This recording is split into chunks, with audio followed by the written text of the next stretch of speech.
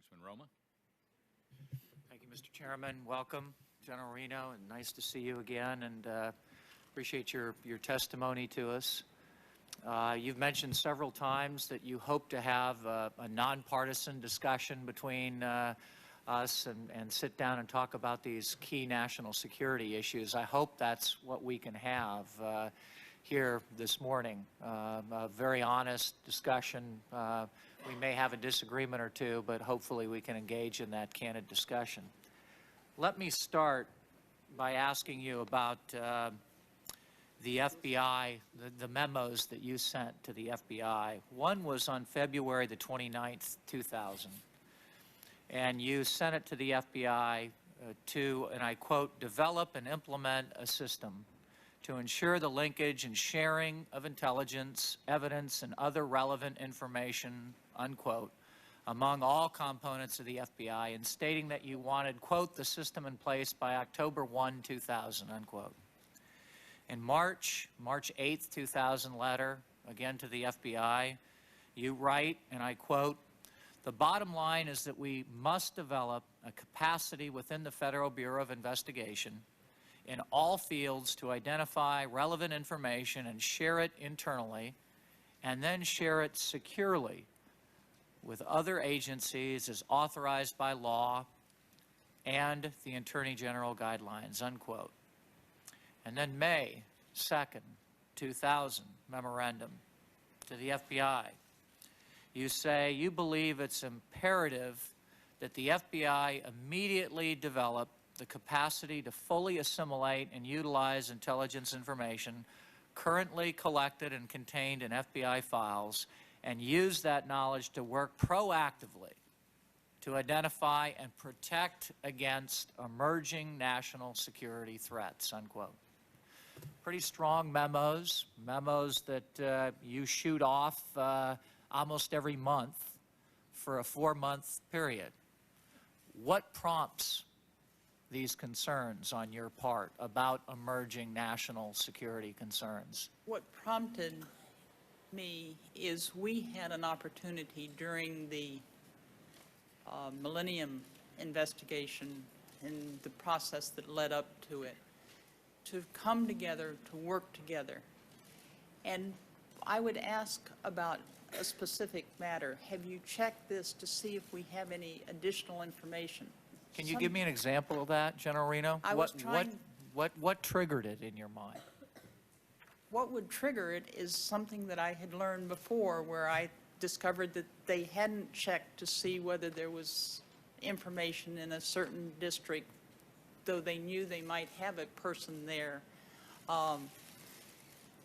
that might be involved. And it was just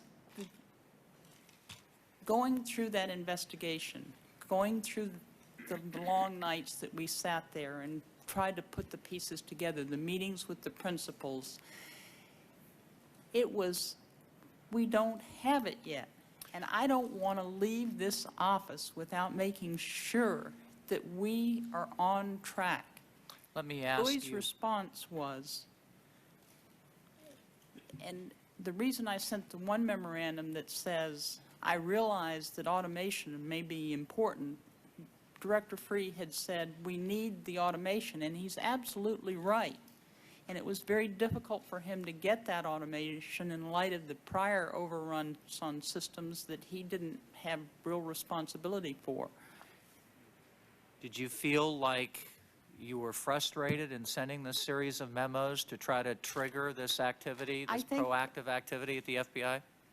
I think they express a certain amount of frustration, but it was not so much frustration as to let's get it understood. If we don't have the automation, what have we done to start finding what information we have?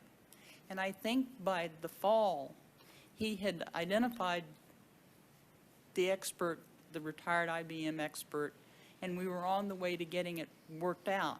But I still think it has been a difficult process. And I am not criticizing Director Free. I am talking about what I thought was essential at the time, and it expresses frustration, but more importantly, it's, hey, here's a vision, let's achieve it.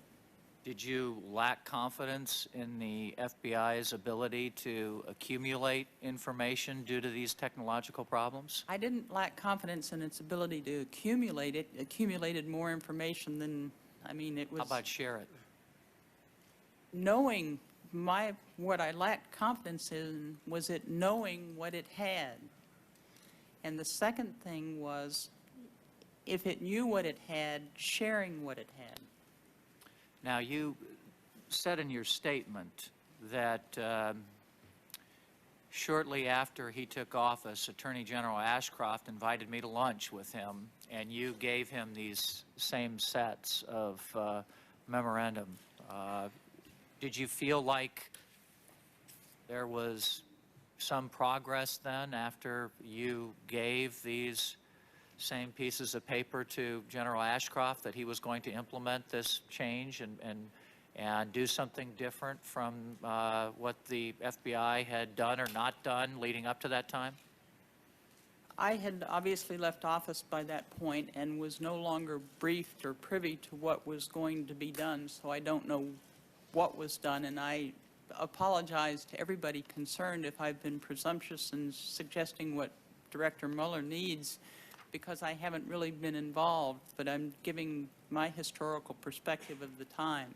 And I think Attorney General Ashcroft was very gracious and said, this is very interesting, and I don't know what happened after that.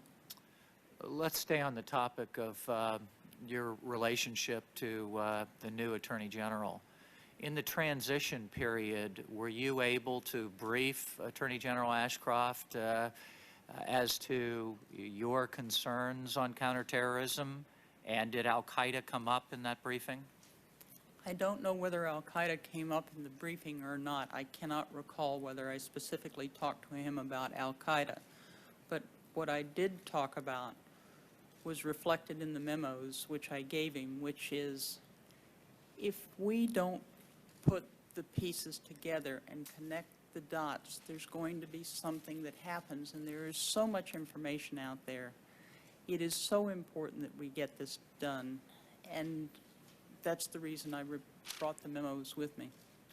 Do you recall, and excuse me for pushing you on this, but do you recall mentioning al-Qaeda, Osama bin Laden, domestic cells of terrorists in the United States to the new Attorney General? No, I don't. You don't recall that. Do you recall being briefed on that type of domestic threat by FBI personnel sometime in the 1990s? Cells. What I was briefed on was what the Bureau had underway. I don't recall a briefing on cells in the United States. So all throughout the 1990s, when you had people like Dale Watson or Director Free, your contacts with the National Security Council, they never briefed you on al-Qaeda cells or a presence of al-Qaeda in the United States, 98, 99, 2000, sometime in that period? They briefed me on the presence of al-Qaeda in the United States. But in terms of cells and where they were, I don't recall such a briefing. And therefore, you had no specifics at that point, so you did not brief the new Attorney General on something like that? What I thought was important was, with respect to all terrorism issues, I told him that it was, to me, one of the most important issues. And one of the things that is critically important, I never focused just on al-Qaeda, because I stood there and watched the Murrow building in the rubble, just as we saw it at the beginnings of the Oklahoma bombing on CNN, and tended to jump to conclusions. You can't jump to conclusions. You can't say that one thing is going to be our overriding issue. I think one other recommendation I would make is we have got to be prepared for terrorism in any form, and a focus on one is going to make it difficult. I want to push back a little bit on the Clinton administration here and the priority on terrorism. You say in your statement, priority of counterterrorism efforts. Counterterrorism was a top priority for the Department of Justice. This priority was reflected in the department's strategic plan. Now, if it's a top priority for you and your administration, wouldn't that be one of the first things that you briefed to the new Attorney General? Counterterrorism, Al-Qaeda, the domestic threat? Which I did, and which Okay. I said, I did in the point that I thought most important to make was if we were going to protect this nation's economic and national security, we had to be prepared at the Bureau in terms of the information sharing, organization, training of people, and that was the point I was making. Okay.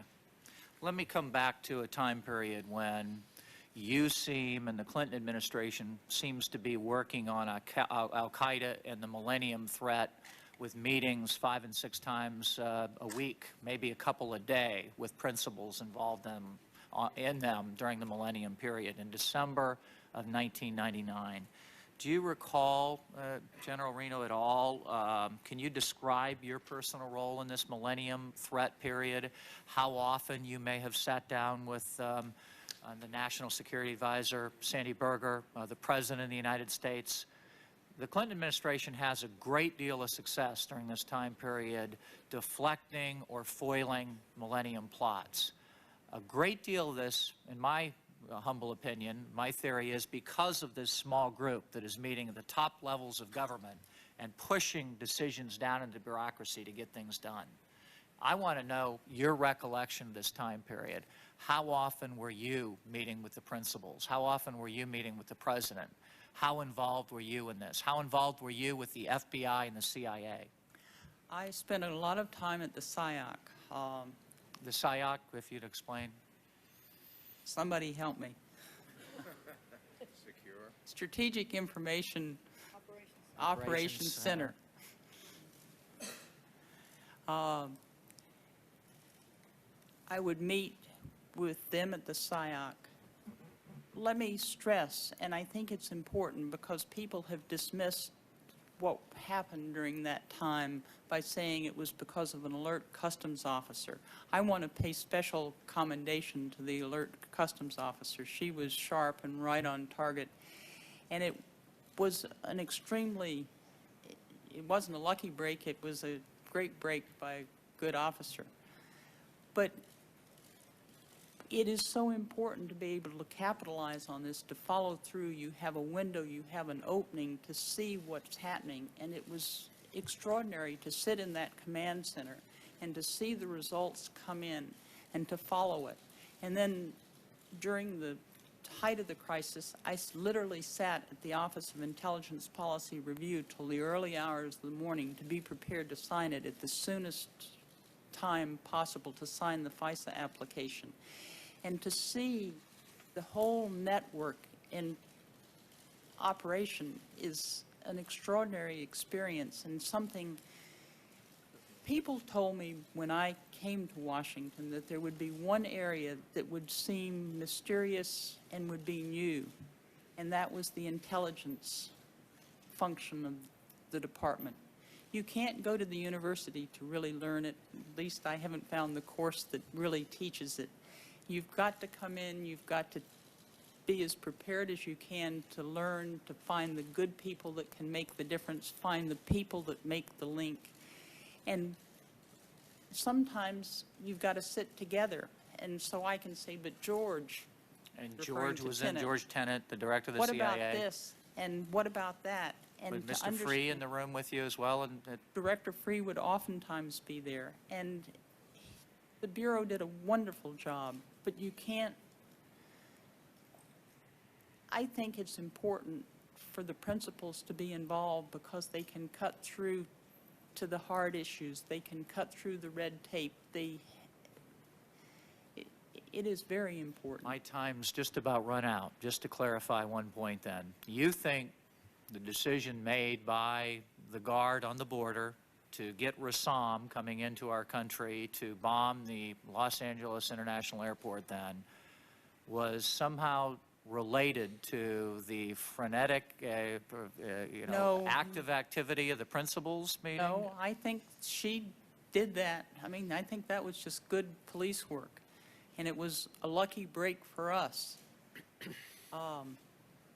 But you've got to capitalize on lucky breaks and understand better what you can learn from them.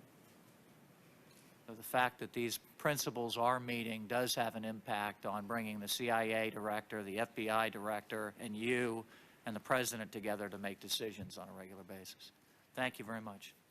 And you asked a question, how many times I met with the president? I don't know.